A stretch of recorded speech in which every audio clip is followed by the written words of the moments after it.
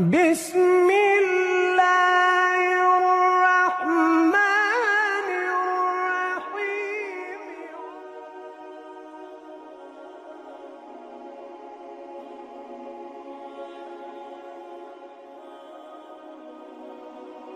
السلام علیکم ورحمۃ اللہ وبرکاتہ۔ ناظرین محترم، دنیا میں سب سے بڑی آزمائش کبھی دولت یا طاقت نہیں ہوتی، بلکہ آزمائش اس وقت آتی ہے جب حق اور صبر ایک ہی دل میں جگہ مانگتے ہیں۔ بندہ سوچتا ہے کہ بدلہ لوں یا اللہ کے فیصلے پر راضی رہوں۔ یہی وہ امتحان ہے جس میں بڑے بڑے ایمان والے بھی لرز جاتے ہیں۔ اللہ پاک ہمیں نبی کریم صلی اللہ علیہ وسلم کے نقش قدم پر صبر و عدل کے ساتھ چلنے کی توفیق عطا فرمائے، آمین ثم آمین۔ ناظرین کرام، پچھلی ویڈیو میں ہم نے بات کی تھی کہ جنگ جمل کے بعد حضرت علی رضی اللہ عنہ نے امت کے درمیان صلح اور امن کی فضا قائم کرنے کے لیے کس طرح کی محنتیں کی، مگر اب حالات ایک نئے رخ پر مڑنے لگے تھے۔ مدینہ کے مغرب میں بصرہ کا معاملہ سنبھل چکا تھا، مگر اب شمال کی طرف شام میں ایک نئی آزمائش اٹھ رہی تھی۔ شام کی سرزمین پر اس وقت حضرت معاویہ رضی اللہ عنہ گورنر تھے۔ ان کے دل میں حضرت عثمان رضی اللہ عنہ کی شہادت کا زخم ابھی تازہ تھا۔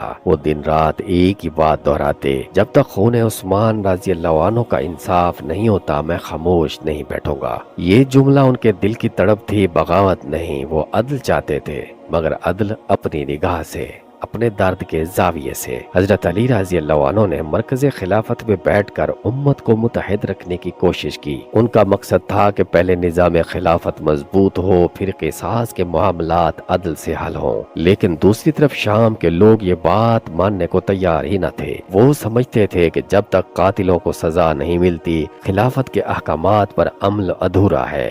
یوں دو سچے دلوں کے درمیان ایک فاصلہ بڑھنے لگا تھا۔ مدینہ اور دمشق کے درمیان قاصد آتے جاتے رہے، پیغامات پہنچائے گئے، دلائل دیے گئے، مگر دونوں طرف کے موقف اپنی جگہ قائم رہے۔ حضرت علی رضی اللہ عنہ کے لیے امت کی وحدت مقدم تھی، اور حضرت معاویہ رضی اللہ عنہ کے لیے خون عثمان رضی اللہ عنہ کا بدلہ۔ یہ تاریخ کا وہ موڑ تھا جہاں دل اور عقل آمنے سامنے تھے۔ دونوں طرف ایمان والے، دونوں طرف قرآن کے حافظ، نبی صلی اللہ علیہ وسلم کے صحابہ، مگر اختلاف نیت میں نہیں، ترجیح میں تھا۔ ایک نے امت کی اتحاد کو اول رکھا، دوسرے نے عدل اور قصاص کو۔ وقت گزرتا گیا، خط و کتابت کے ذریعے مفاہمت کی کوششیں جاری رہیں۔ کئی نیک دل صحابہ رضی اللہ عنہ درمیان میں صلح کی کوشش کرتے رہے، مگر فضا میں تناؤ بڑھتا گیا۔ شام میں خطبوں میں حضرت عثمان رضی اللہ عنہ کے ذکر کے ساتھ آنسو بہائے جاتے، مدینہ میں علی رضی اللہ عنہ امت کے اتحاد کے لیے فکر مند رہتے۔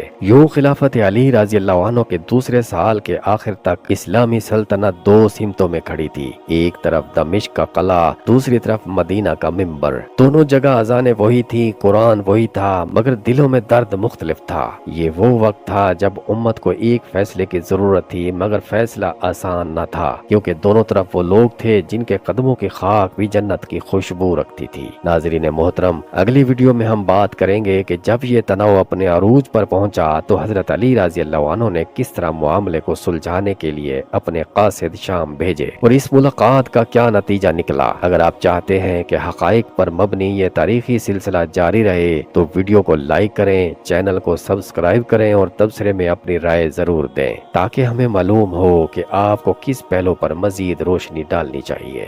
والسلام علیکم ورحمۃ اللہ وبرکاتہ۔